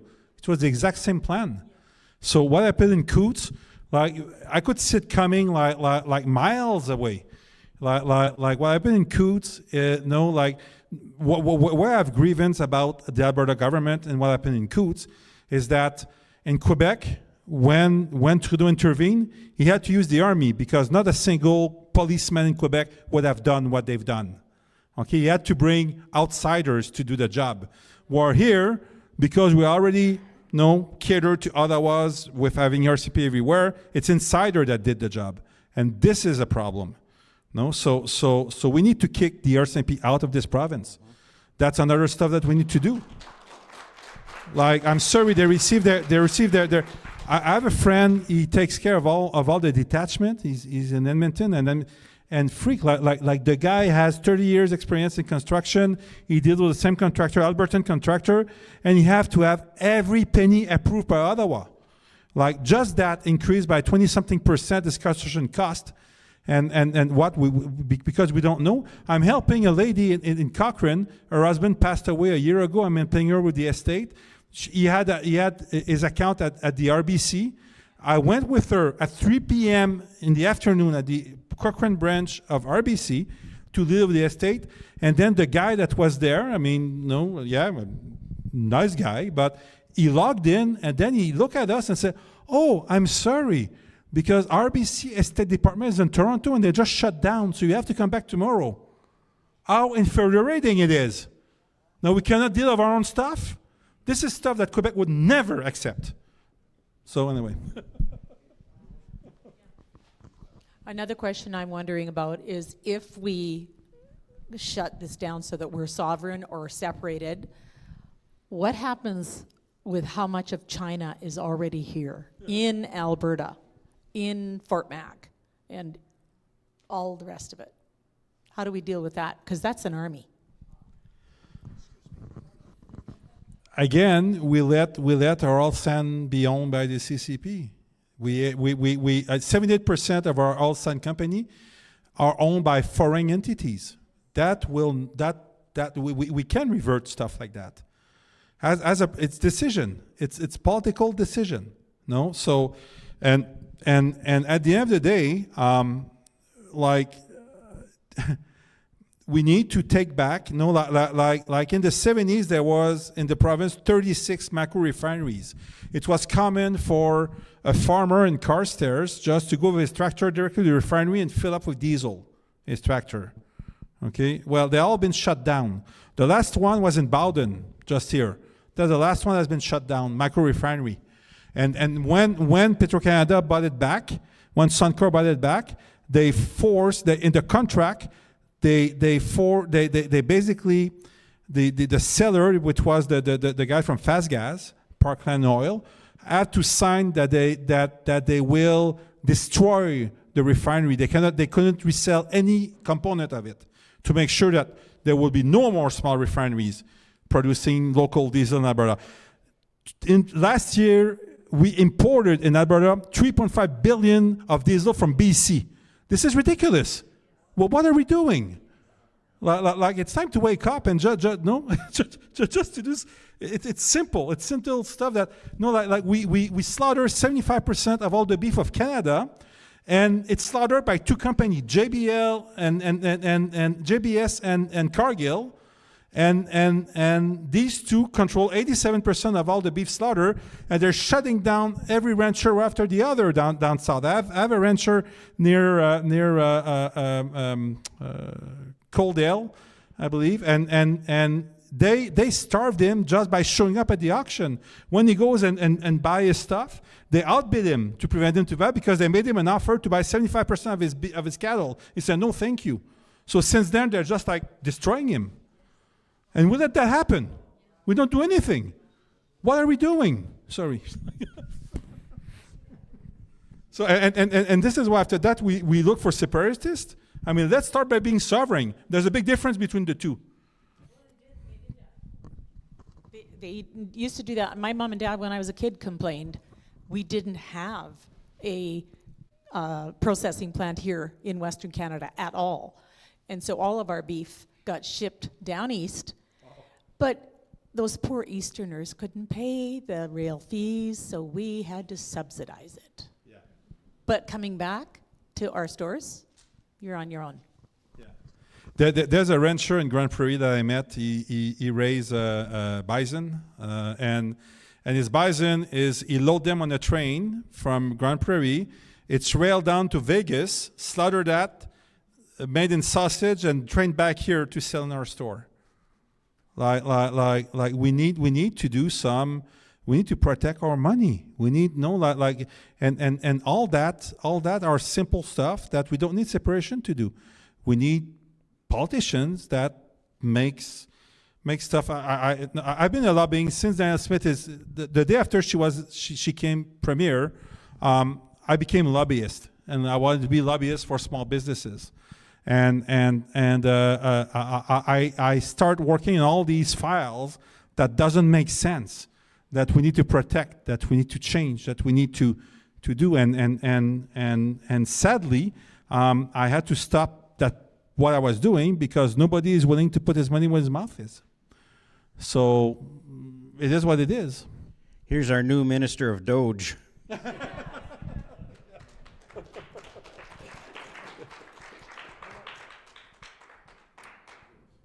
So I got some questions from the audience, and I also have a few questions on my own. This question is from the online audience. Is for Tim. What we will take for our campaign from now until the referendum vote? In other words, what's going to take from today to get things going until the referendum vote in October 19th? I'm going to go local. It comes down to you telling 10 people that you know why independence is important to you, and not giving some answer you saw in a brochure that somebody else wrote. You have to speak from your heart, and you have to explain why it's important on a gut level to you and your family why we do this. And that's going to convert more people to independence than all the brochures in the world, because ultimately everything comes down to how it affects you on a personal level and how you interact with your family and your neighbors. That's the hardest thing to do, and that's why most people avoid it. We like to do the easy thing, like slip a brochure or stand on a stage and give a talk. But to sit across a table from someone you actually want to have a personal relationship with and share deeply about why this is important and put yourself up to possibly being rejected, it's the hardest thing in the world, but that's the only thing that's going to change people's hearts. Interesting. Another question, and you kind of touched base on that a little bit, is about the faith community in general, basically proposing for men, right, to step up and do things like what you just said. Do you think, or do you see any roadblocks from the faith community, from churches, to not talk about independence as much? Because it seems to be like they're very silent, and there are very, very, very small amount. There's just a tiny amount of churches that are actually advocating for independence. What are your thoughts on that?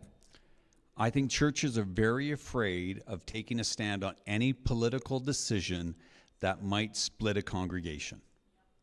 And the pastors, the priests will always choose the middle road that's going to be the most accessible to the most people. Because if you have a pastor who's very controversial and takes hard stands and all these hard decisions, the church is going to split on this topic, split on this topic, split on this topic, until there's not much of a congregation left anymore. Interesting. So the way we have our churches set up is opposite to how you get a group to stand on a controversial issue. Like you can even look at abortion, how 100 years ago every Christian church was opposed to abortion, and now it's such a divisive issue in all the churches. Most communities will never ever hear a homily on abortion. And not to mention all the attacks as well. What I'm starting to see now online is that there are pastors actually stepping up and talking about independence, but they're not talking on behalf of the church. They're saying, I'm a pastor XYZ, but they will not go and say the actual congregation where they belong, or perhaps what they work for, right? So more to come. And there's also a concept where churches will say, we don't really want to be involved because there's supposed to be a separation from church and state. And from what I understand, that was actually the other way around. The idea. Okay, let us talk, please. That whole separation of church and state was set up to protect the church from the state, not the other way around, from my understanding. But the idea of, I know one church that wants just, and they coming from a good, pure heart. They honestly believe that, well, God will just protect, and so just keep your head down and just focus on God only. You have to, but you can't do it to the whatever that word is. There's a big word somewhere. The exclusion of the other guy, because Jesus said himself, you can take all these commandments that people have made up to help them keep the 10, and he says, I can actually reduce that down to 2. He says, do everything you can between you and God, and then between you and the people, and he says those 2 are exactly as important as each other. So I think what's happening is the people that have that mindset are missing the idea that you have to reach out to the other person, that is as important. That's just from the faith, from a man of faith talking to another person of faith who is saying we're having problems with the church. Yeah, because a lot of the feedback I'm getting from churches is that within the congregation, what Tim was saying is absolutely true. Is that if you talk politically, you're going to eventually split the church in a sense, right? But on the other hand, we are called to do God's work outside the house, right? Outside the home, like outside, in this town hall meeting, or like with other people, or serving the poor and everything. I think there is room for thought about that. So I just want to make that clear, because there's a lot of friction between churches right now, and I'm starting to see online little steps from the faith community. So thanks very much for the question. For me, I believe that the church should at least let meetings like that happen in their facilities.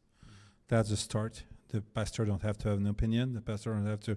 But meanwhile, we're paying for that tonight, to offer free information where a church could at least open. The only church I saw it doing, and Shane did an event at the same time on the side of the street, is the United Church in Lacombe, where I went to hear a professor of Montreal University speaking of independence, which was very centered speech. I kind of like what he said, but what I found very sad, and what saddened me a lot, is that I was sitting in a church that had the gay flags floating on every wall and all that, and they accepted to have the conversation within their wall, where a good conservative church, no, not in our walls. So, Home Church in Red Deer they hosted a couple things too. So, yeah, they're out there. Okay.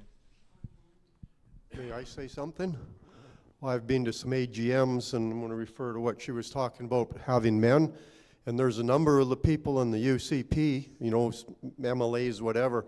When you go and talk about taking somebody and throwing the bloody politician in jail for doing something, lay back right away from the question. So if we got politicians like that don't want to stop the corruption and the BS that's going on, we got to do a major change of everybody in government. So I don't know what you think on that, but some people know my thoughts on some of this stuff. So, well, it still comes back to what we've been saying right from the start, is we have a chance to do a restart, a reset. I hate that word because it's been used before by, anyway. But really, you own everything and be happy. That's right. But the idea of we have a chance to be a part of this, and I really can't stress that enough.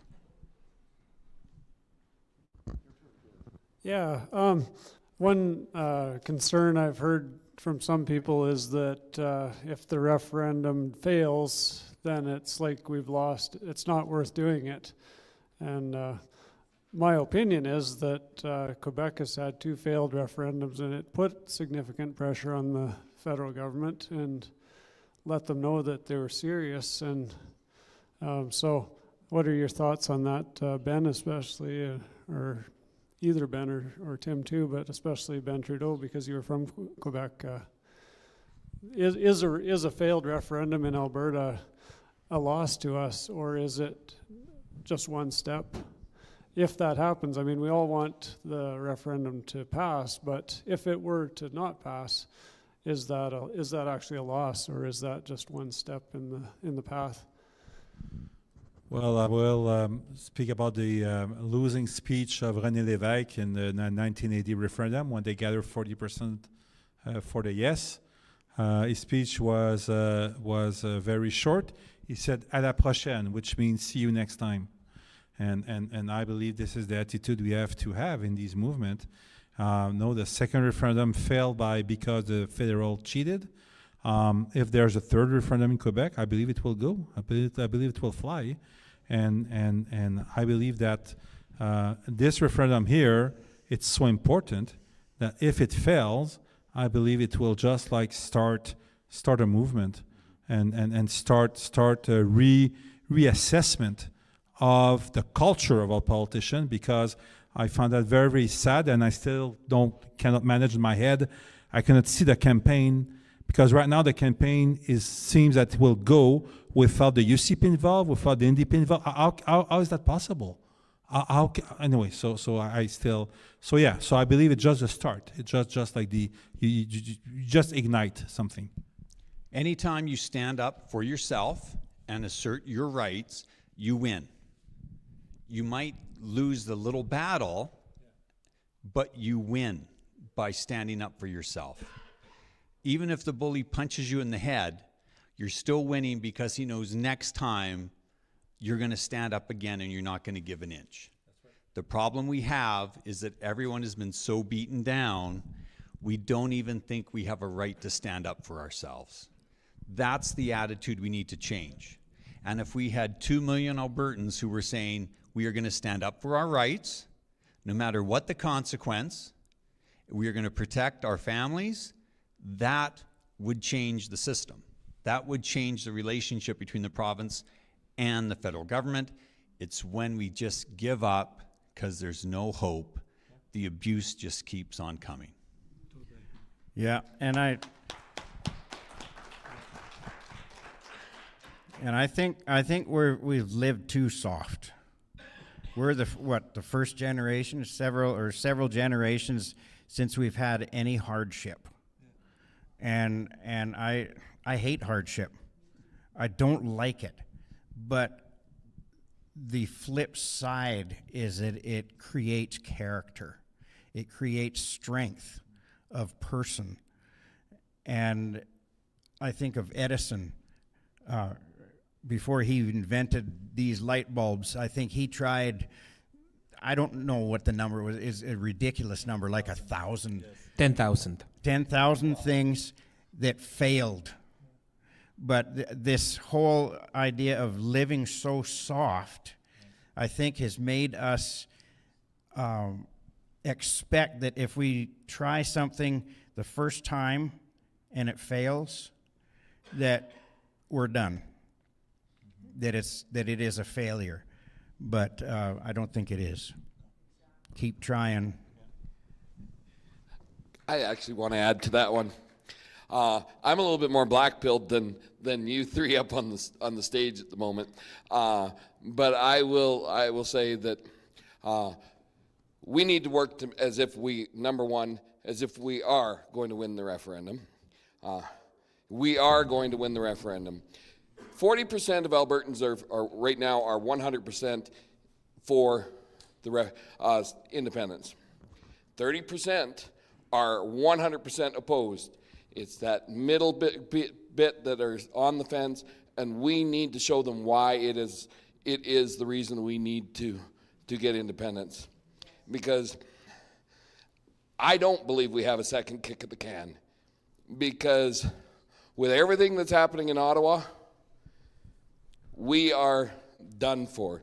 If all of their bills and the like come through the way they are now, I honestly don't believe that there will be a second kick at the can. We got a prime minister right now that has gone to the Supreme Court to try and get so the provinces can't make their own laws and that they can't use the notwithstanding clause. When you've got a prime minister like that, and you've got a government that is as arrogant as that, as far as I'm concerned, we're done for if we don't. So I just had to put my little negative twist on that, sorry, but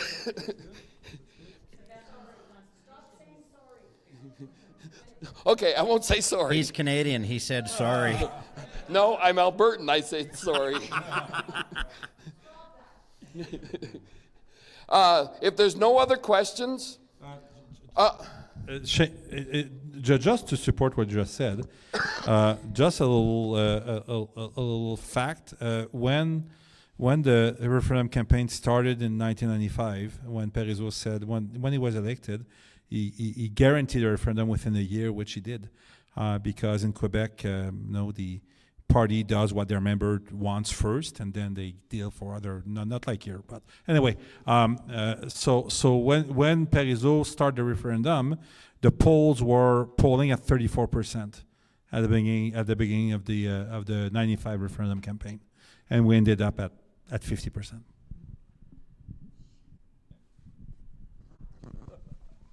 Okay, well, if we have no other questions, I'd like to thank our speakers, and I'd like to thank you for coming out, and all those that are online as well. So, thank you very much.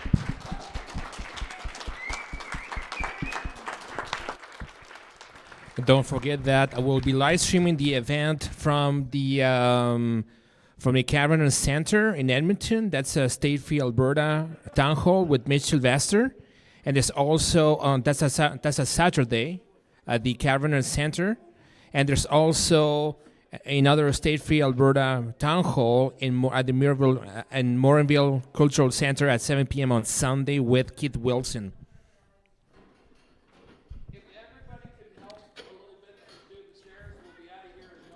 So thank you very much for the online audience. We're about to close things, and we'll see you on Saturday.